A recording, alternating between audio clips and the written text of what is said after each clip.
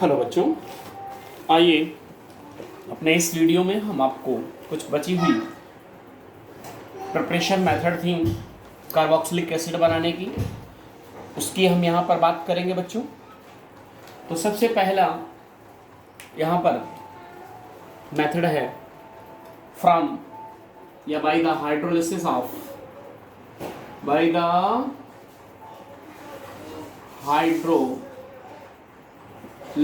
Of acidic anhydride या acid होता है, एसिड एनहाइड्राइड की होता है, ठीक है। तो एसिड एनहाइड्राइड क्या होते हैं आप जानते होंगे। Acid anhydride is the derivative of carboxylic acid होते हैं। तो जब किसी एसिड एनहाइड्राइड की हाइड्रोलिसिस कराते हैं, मतलब वाटर के साथ रिएक्शन कराते होंगे, जो हम वाटर के साथ रिएक्शन कराते हैं in the presence of HCl, बेटा किसकी प्रेजेंस में? HCl की प्रेजेंस में। तो HCl की प्रेजेंस में क्या होता है, यहां से OH और ये H में टूटता होगा, इसके साथ ये OH ग्रुप जो है वो रिमूव कर देता है, तो RCOO क्या बन जाता है? H। This is the carboxylic acid. और क्या बचता है बेटा? NH4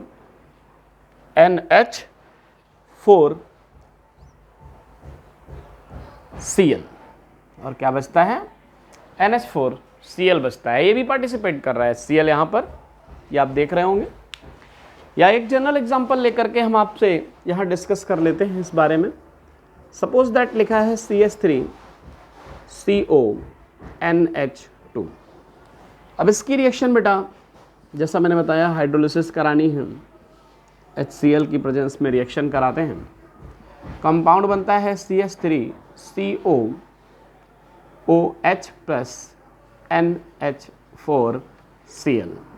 तो इस तरह से बेटा हम लोग क्या बनाते हैं, इस तरह से हम बनाते हैं कार्बोक्सिलिक एसिड, ठीक है ना। ठीक इसी तरह एक और मेथड है यहाँ पर, एसिड हैलाइडों की अगर हम हाइड्रोलिसिस करा दें तो एसिड हैलाइडों की हाइड्रोलिसिस से भी हमें क्या मिलता है बेटा? एसिड हैलाइड की हाइड्रोलिसिस से भी हमें मिल सकता है कार्बोक्सिलिक एसिड। तो फ्रॉम एसिड हैलाइड, बेटा एसिड हैलाइड आप जानते होंगे ये भी डेरिवेटिव ऑफ कार्बोक्सिलिक एसिड होता है। तो ये सपोज दैट हमने एक एसिड हैलाइड ले लिया,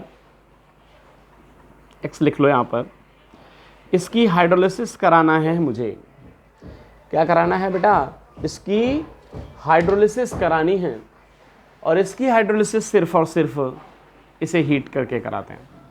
ओके, तो जब इसे हीट करेंगे तो RCOOH बनेगा प्लस ये यहाँ से निकला हुआ X और H, इसका बचा हुआ HX बना लेंगे, ठीक है। एक जर्नल, ये तो एक जर्नल व्यू था, ये मैंने ले लिया एसिटिल क्लोराइड, इसकी हाइड्रोलिसिस कराई, हीट किया, बच्चों क्या बन गया? CH3COOH plus HCl। तो इस तरह से हम, तो बेटा इस तरह से हम क्या बना लेते हैं, इस तरह से हम देखिए आपको एसिटिक एसिड बनाते हैं आपके, ठीक है। ये बची हुई 2 मेथड्स थी जिनको हमने यहाँ पर एक्सप्लेन कर दिया। अब हम देखेंगे physical property of monocarboxylic acid की। तो आइए डिस्कस करते हैं हम अब physical property of acetic acid की। Physical property of acetic acid, देखिए बच्चों, physical property of mono carboxylic acid, mono carboxylic acid. Physical property of mono carboxylic acid में हम सबसे पहले आपको बताना चाहेंगे इन फिजिकल प्रॉपर्टी में क्या कि जितने भी मोनो कार्बोक्सिलिक एसिड हैं उसमें से फर्स्ट थ्री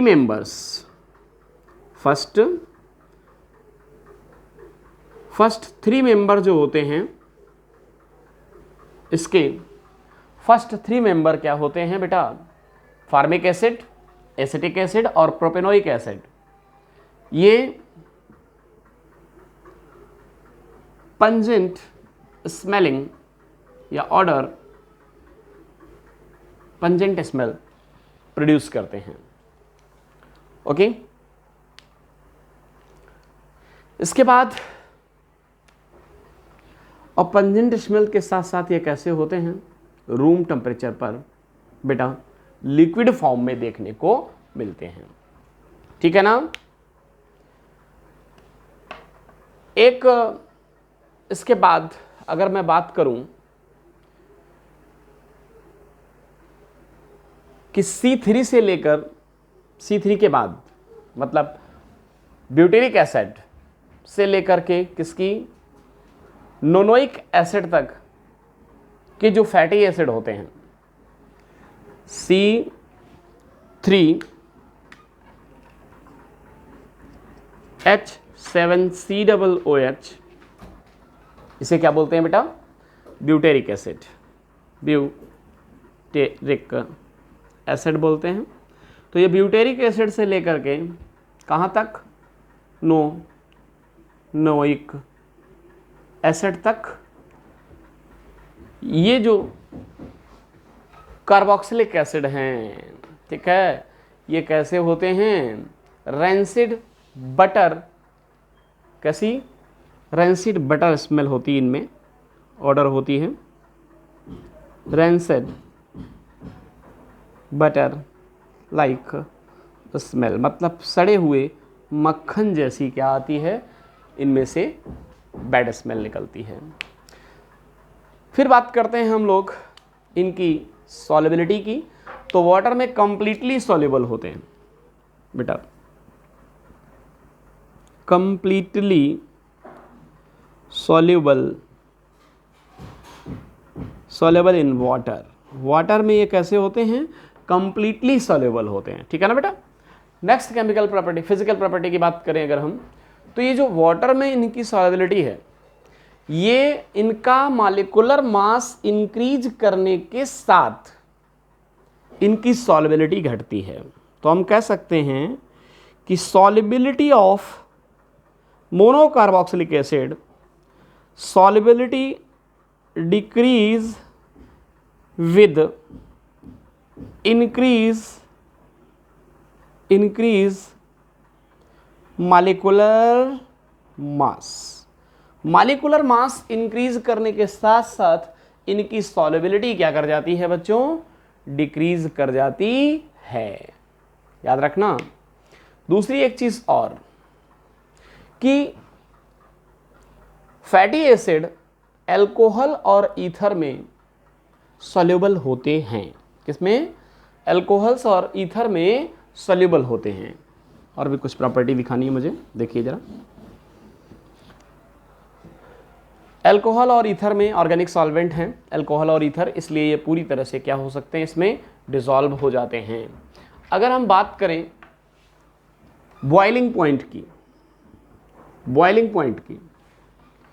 तो बेटा मोनो कार्बोक्सिलिक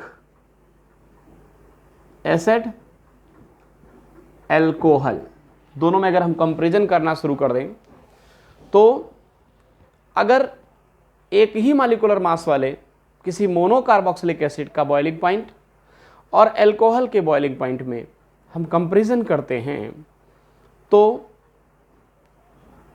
इनके boiling point of the carboxylic acid is higher than this. ऐसा पता है किस लिए होता है? जैसे मैं एक एग्जांपल दे दूं कि प्रोपेनोइक एसिड और n butyl alcohols, propanoic acid और, तो ये जो प्रोपेनोइक एसिड और एन ब्यूटिल अल्कोहल, ठीक है। प्रोपेनोइक एसिड का बॉइलिंग पॉइंट 141 डिग्री सेंटीग्रेड होता है बच्चों, और एन ब्यूटिल अल्कोहल्स का, या हम बोलें कि एन ब्यूटिल अल्कोहल का बॉइलिंग पॉइंट तो इसका होता है 118 डिग्री सेंटीग्रेड। ओके, किसका अधिक है? इसका। तो याद रखना कि boiling point of the monocarboxylic acid is higher than the boiling point of alcohol. अच्छा, इसका रीजन क्या होगा, क्यों ज्यादा होता है? आइए बात करते हैं हम आपसे। क्योंकि होता क्या है कि जो ये मोनोकार्बोक्सिलिक एसिड हैं, इनके दो मॉलिक्यूल्स एक दूसरे से जुड़कर क्या बना लेते हैं? डाइमर बना लेते हैं हाइड्रोजन बॉन्ड के थ्रू। जरा देखिए, this is the monocarboxylic acid. Okay, ये एक मोनोकार्बोक्सिलिक एसिड है। दूसरा मोनोकार्बोक्सिलिक एसिड है आपके पास, दूसरा मोनोकार्बोक्सिलिक एसिड है RCOH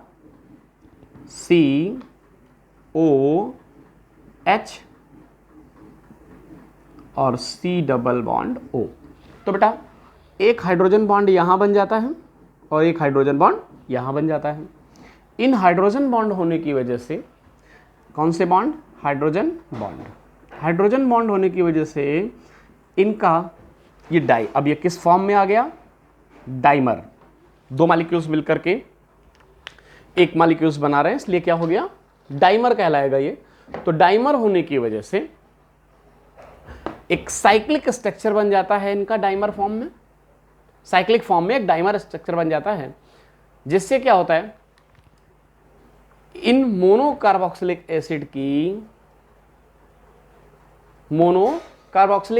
की वाटर में सॉल्युबिलिटी क्या हो जाती है? ठीक है ना, क्या हो जाती है बेटा? इंक्रीज कर जाती है, और ये डिसॉल्व आसानी से, मतलब वो इंक्रीज कर जाती है, और बॉइलिंग पॉइंट क्या कर जाता है इनका? बॉइलिंग पॉइंट इनका इंक्रीज कर जाता है। सॉल्युबिलिटी क्या कर जाती है बेटा? अल्कोहल के कंपैरिजन में इनकी सॉल्युबिलिटी डिक्रीज हो जाती है यहाँ पर। ओके, ये डाइमर फॉर्म में पाए जाते हैं एक्वस सॉल्यूशन में। अब हम यहाँ पर बात करेंगे, ऐसी कुछ छोटी छोटी फिजिकल प्रॉपर्टी थी। अब हम बात करेंगे बेटा chemical property of carboxylic acid की। Chemical property of carboxylic acid की। तो chemical property of carboxylic acid में बेटा, chemical property of carboxylic acid में आपको पता है कि किसी भी मोनोकार्बोक्सिलिक एसिड में, ये देखिए, मोनोकार्बोक्सिलिक एसिड में आपको क्या क्या देखने को मिलता है बेटा? मोनोकार्बोक्सिलिक एसिड में ये कौन सा ग्रुप है? ये है आपके पास एल्काइल ग्रुप। ओके, ये है आपके पास कार्बोनिल ग्रुप। ये है आपके पास हाइड्रोक्सिल ग्रुप, और उसमें ये एक हाइड्रोजन है। ठीक है, तो बेटा इन सब चीज़ों को ध्यान में रखते हुए कि दो तरह के यहाँ पर क्या पाए जा रहे हैं बेटा? फंक्शनल ग्रुप देखने को मिल रहे हैं। ठीक है, एल्किल ग्रुप अलग से जुड़ा हुआ है। जो कार्बोक्सिलिक एसिड होते हैं, इन चीज़ों को ध्यान में रख करके हम देखेंगे कि ये कौन कौन सी केमिकल प्रॉपर्टी शो करते हैं। आइए सबसे पहली केमिकल प्रॉपर्टी मैं आपको बताता हूँ। कौन सी?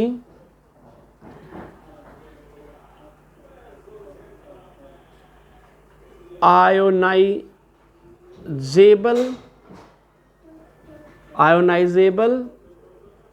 H प्लस, या यूं बोले hydrogen, ionisable hydrogen reaction of carboxylic group. जो पूरा ये कार्बोक्सिलिक ग्रुप है, इससे सिर्फ और सिर्फ कौन निकलता है?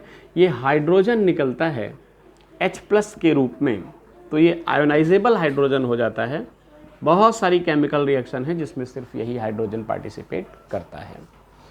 दूसरी केमिकल प्रॉपर्टी की अगर मैं बात करूं तो दूसरी केमिकल प्रॉपर्टी है रिएक्शन ऑफ हाइड्रोक्सिल ग्रुप। जरा ध्यान देना बेटा, सबके बहुत सारे एग्जांपल्स मैं देकर एक्सप्लेन करूंगा। रिएक्शन ऑफ हाइड्रोक्सिल ग्रुप, तो हाइड्रोक्सिल ग्रुप की रिएक्शन के बारे में यहां हम पढ़ेंगे। ठीक इसी तरह से थर्ड केमिकल प्रॉपर्टी है reaction of carbonyl group. Reaction of carbonyl group, किसकी रिएक्शन बच्चों? कार्बोनिल ग्रुप की रिएक्शन। ठीक है, और देखिए रिएक्शन ऑफ कार्बोनिल ग्रुप के बाद रिएक्शन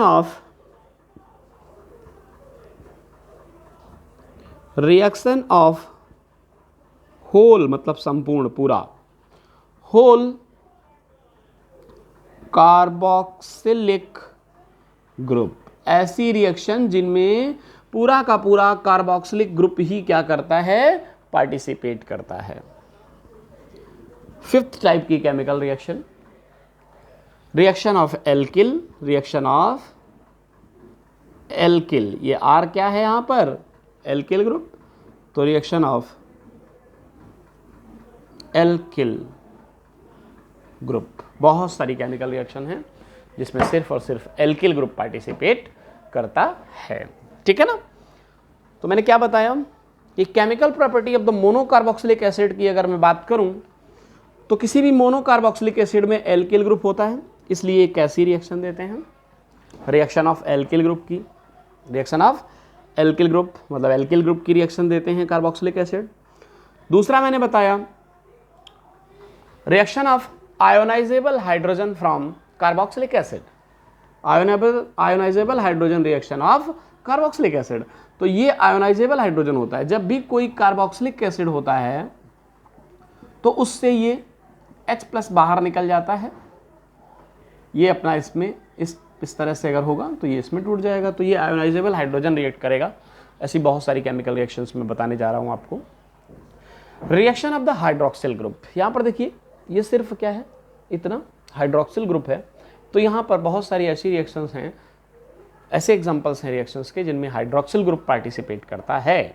ठीक है, और रिएक्शन ऑफ कार्बोनिल ग्रुप, कुछ ऐसी भी रिएक्शन है जिनमें हम कार्बोक्सिलिक एसिड की रिएक्शन कराते हैं और उसका कार्बोक्सिलिक एसिड का सिर्फ और सिर्फ क्या पार्टिसिपेट करता है?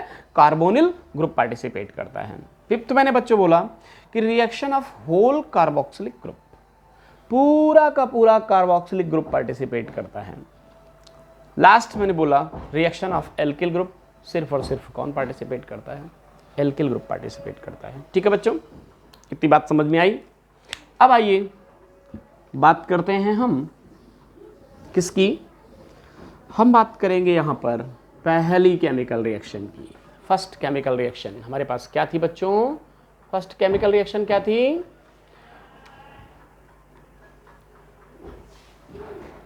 डिस्प्लेसमेंट, ऐसे भी लिख सकते हैं, डिस्प्लेसमेंट या substitution, displacement of ionisable hydrogen. Ionisable hydrogen, ionisable hydrogen का डिस्प्लेसमेंट होता है। इसी रिएक्शन को हम क्या बोलते हैं? Reaction of ionisable hydrogen.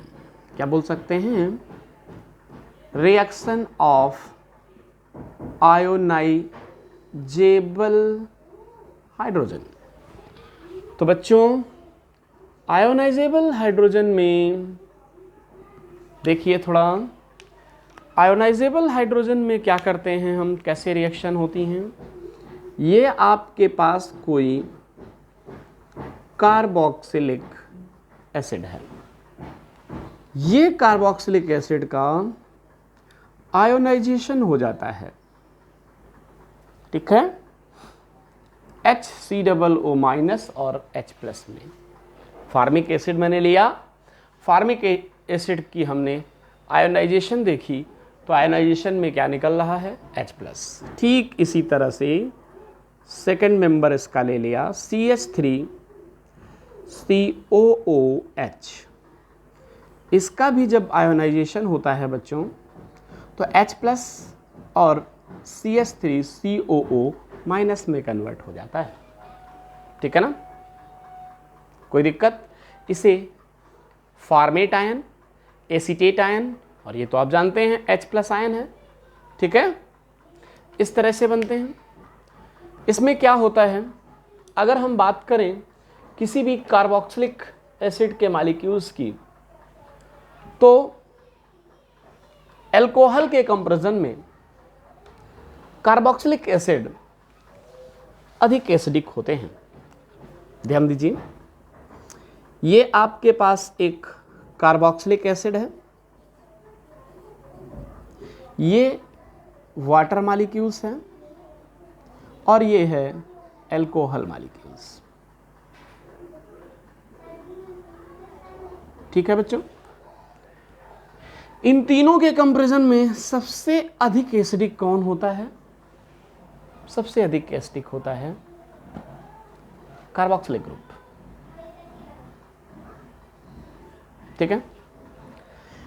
ये जब ब्रेक होता है, अभी मैंने ऊपर बताया आपको, RCOO माइनस और H प्लस बनाता है, ओके। अगर हम इसके रेजोनेंस की बात करें, इसकी रेजोनेटिंग स्ट्रक्चर की बात करें, तो देखिए जरा, RC double bond O single bond O और A, 2 इलेक्ट्रॉन और 6, ओके, और एक नेगेटिव चार्ज। यहां पर कितने इलेक्ट्रॉन बच रहे हैं आपके पास, 2 इलेक्ट्रॉन पेयर। एसीटेट रेडिकल की हम लोग क्या देख रहे हैं, एसीटेट रेडिकल की रेजोनेंस स्ट्रक्चर बना सकते हैं इस तरह से भी, negative charge, C double bond O, ठीक है बच्चों। और इन तीनों के लिए, इन दोनों के लिए एक हाइब्रिड स्ट्रक्चर बना सकते हैं हम, RC 1 2 3 इलेक्ट्रॉन्स, यहाँ पर ये इलेक्ट्रॉन नहीं, ये डॉटेड बॉन्ड यहाँ पर हम दिखा दें एक, और एक डॉटेड बॉन्ड यहाँ पर दिखा दें, ऐसे बना सकते हैं। तो पूरे RCOO पर एक माइनस था, तो हम क्या लिख सकते हैं, -1/2 इस पर, -1/2 इस पर। तो इस तरह से ये एक रेजोनेंस हाइब्रिड स्ट्रक्चर बन जाएगा, ठीक है, जिसमें दोनों ऑक्सीजन पर इक्वली इलेक्ट्रिक चार्ज डिस्ट्रीब्यूट हो जा रहे हैं, ठीक है बच्चों। अब देखिए, बात करते हैं हम पहली केमिकल प्रॉपर्टी जो थी उसको प्रूफ करते हैं, जहां पर ये प्रूफ होता है कि आयोनाइजेबल हाइड्रोजन सिर्फ रिएक्ट करता है, रिएक्शन विद इलेक्ट्रोपॉजिटिव मेटल। ध्यान दीजिए बेटा, मैंने क्या बोला, रिएक्शन विद इलेक्ट्रोपॉजिटिव मेटल। किसी इलेक्ट्रोपॉजिटिव मेटल के साथ जब कार्बोक्सिलिक एसिड की रिएक्शन कराते हैं बच्चों, किसी इलेक्ट्रोपॉजिटिव मेटल के साथ जब हम कार्बोक्सिलिक एसिड की रिएक्शन, तो भाई सोडियम से इलेक्ट्रोपॉजिटिव कहाँ मिलेगा तुमको इससे ज़्यादा, तो इसी को ले लीजिए, इसके 2 मोल्स ले लीजिए, आपको क्या मिलेगा RCOONA के कितने मोल बेटा 2 मोल, कितने मोल यहाँ पर बनेंगे 2 मोल्स इसके बनेंगे, और प्लस हाइड्रोजन गैस इवॉल्व हो जाएगी। क्लियर? तो ये हाइड्रोजन गैस रिएक्ट कर रही कि नहीं, हाइड्रोजन गैस का निकलना क्या प्रूव कर रहा है, displacement of ionisation, displacement of ionisable hydrogen. तो आयोनाइजेबल हाइड्रोजन का डिस्प्लेसमेंट हो जा रहा है सोडियम के थ्रू। सेकेंड केमिकल प्रॉपर्टी इसी तरह की बात करते हैं इसी सीक्वेंस में, रिएक्शन विद बेसिस या रिएक्शन विद एल्कली। आइए एल्कली के साथ रिएक्शन कराते हैं। RCOOH की रिएक्शन आप कराते हैं NaOH बेस या एल्कली के साथ बोलें तो ये OH और ये हाइड्रोजन यहाँ से निकलता है, तो आपको मिलता है RCOONA+H2O। ठीक है ना बेटा, साल्ट और वाटर बन जाता है, इसे बोलते हैं सोडियम एसीटेट, और ये वाटर बन जाता है, तो ये हाइड्रोजन ही निकला ना यहाँ से, ये भी उसी सीक्वेंस में रिएक्शन है। नेक्स्ट केमिकल प्रॉपर्टी की बात करते हैं हम, तो नेक्स्ट केमिकल प्रॉपर्टी हमारी क्या, reaction with metal carbonate and bicarbonate. बहुत आसान, reaction with metal carbonate and bicarbonate, इस तरह की third reaction, reaction with metal carbonate and bicarbonate. ठीक है बेटा, तो आइए देखते हैं कैसे रिएक्ट करता है। आपने कोई कार्बोक्सिलिक एसिड ले लिया, मान लीजिए एसिटिक एसिड ले लिया, CH3COOH लिया, इसकी रिएक्शन मेटल कार्बोनेट के साथ करानी है पहले, तो Na2CO3 हमने यहाँ पर ले लिया, Na2CO3 ले लिया बेटा। जब Na2CO3 के साथ कराओगे तो इसको बैलेंस करने के लिए आपको 2 मोल्स लेने पड़ेंगे। आपके पास कंपाउंड बनेगा, देखिए क्या बचा इधर, CH3COO बचा, CH3COO, और यहाँ से मिल गया बेटा Na। तो बेटा कितने मोल इसके बन जा रहे हैं यहाँ पर 2 मोल्स। ठीक है ना, इसको इतना ऐसे आप काट के दिखा सकते हैं, ऐसे रिएक्ट कर जाता है। ठीक है, अब देखिए क्या बचा, आपके पास बचा यहाँ पर ये दोनों चीज़ें मिलकर H2O और CO2 बनाएंगी। इसी तरह से अब हम बाइकार्बोनेट के साथ रिएक्ट कराते हैं, तो बाइकार्बोनेट मान लीजिए सोडियम का ही ले लेते हैं NaHCO3 के साथ, फिर वही एसिटिक एसिड की रिएक्शन कराते हैं, तो बच्चों क्या मिलता है, CH3COONA मिलता है। ठीक है, एक Na है इसलिए एक ही मोल इसका लेना पड़ेगा, प्लस H2O मिलता है, प्लस CO2 मिलता है बेटा। ठीक है, तो इस तरह से मेटल के कार्बोनेट और bicarbonate carboxylic acid, monocarboxylic acid के साथ रिएक्ट करके ये कंपाउंड आपको देते हैं। यहाँ तक की बातें क्लियर हो गई। नेक्स्ट वीडियो में हम आपसे बात करेंगे हाइड्रोक्सिल ग्रुप की रिएक्शन की। ठीक है ना।